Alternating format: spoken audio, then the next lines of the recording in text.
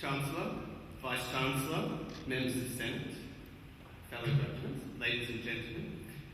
It's quite funny for me to be up here right now because it was my initial response upon hearing of my invitation to speak that I had once again been subject to a university administrative error.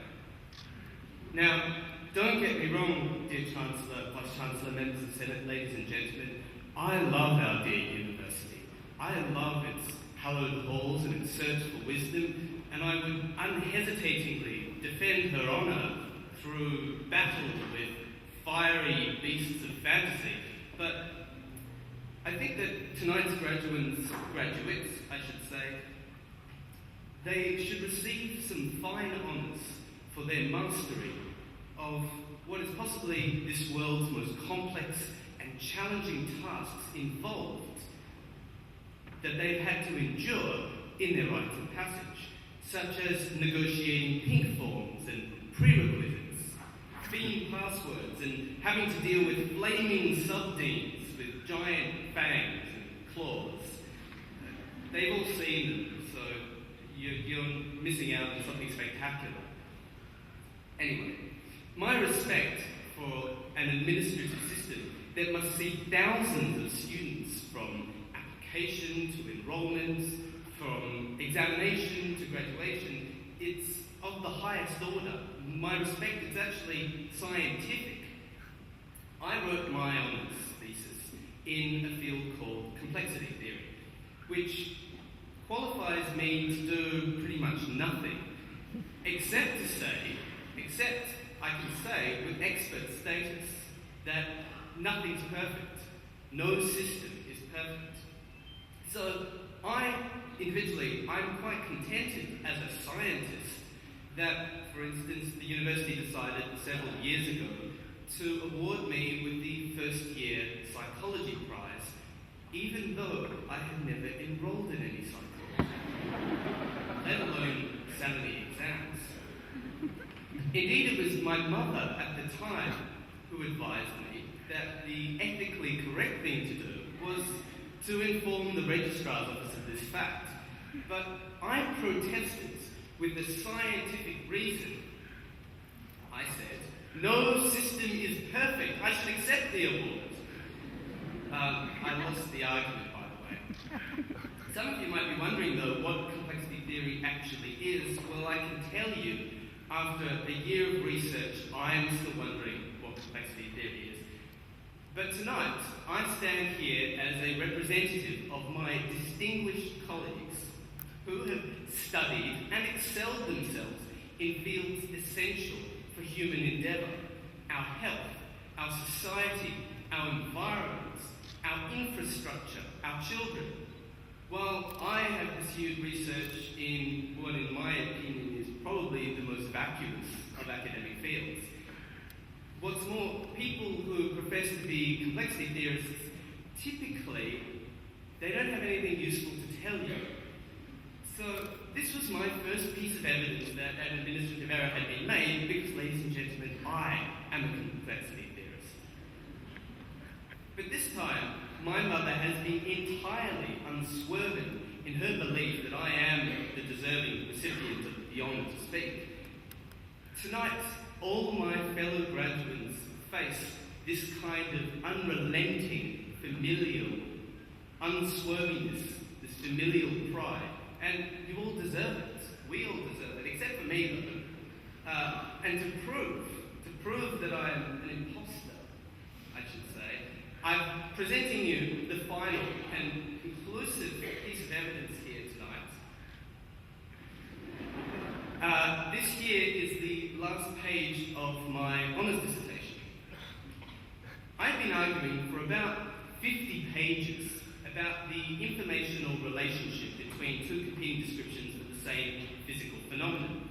In particular, I've been building towards this conclusion that you can introduce a macroscopically acting force as a theoretical construct into your model for a system. What this does is it makes your model scientifically less plausible, but it also makes it computationally more simple. Regardless, while I was doing this, it's not really that important. While I was doing this and building towards this conclusion, in the final paragraph and the final page, in the defense of my thesis, I made this dramatic turnaround, which was all due to a single, simple typographic omission. And I quote, "Vitalism, karma, and divine intervention have survived as scientific explanations for physical events." Karma and divine intervention have survived as scientific explanations. It was only well after submission that I realised that by missing out the word "not," it's quite a small word. It's hard to see sometimes. Just for that small omission, I had declared that scientists regularly defer to explanations that sound like a potential difference of 6.3 millivolts was observed because of what I did in a past life.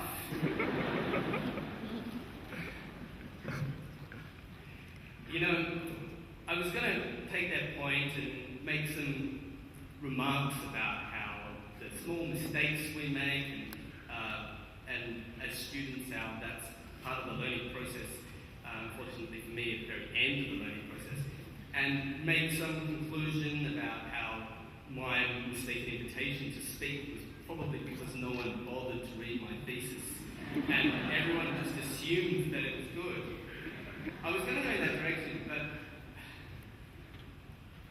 during the musical interlude this evening, I happened to drift off to sleep. Sorry if anyone noticed. Please, dear Chancellor, Vice-Chancellor, members of the Senate, please don't be offended. I am one of those students, or I was one of those students, who would fall asleep during everything.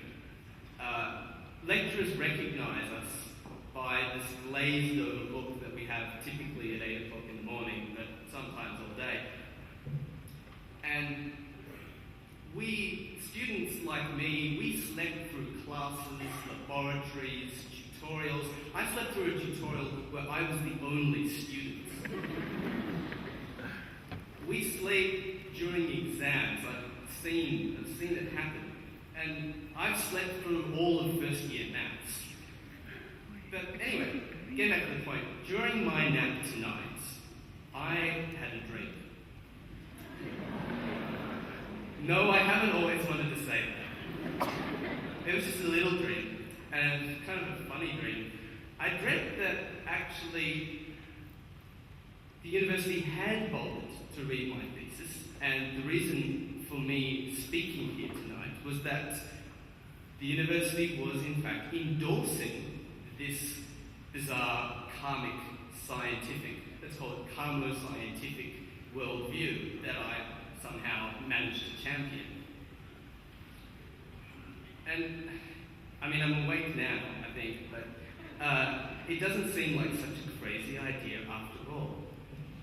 So, you know, fellow graduates, you have worked bloody hard on your studies in the last 3 or 5 or 10 years.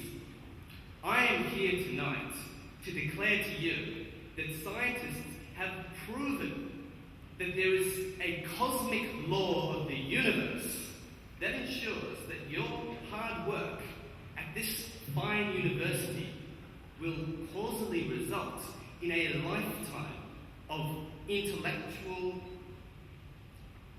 and I'll leave it at intellectual rewards. Whether you become doctors, lawyers, architects, teachers, engineers, and hopefully not complexity theorists. Unfortunately, us karma scientists, we can't predict whether you're going to have to wait for your next reincarnation for these rewards. But in the meanwhile, good luck.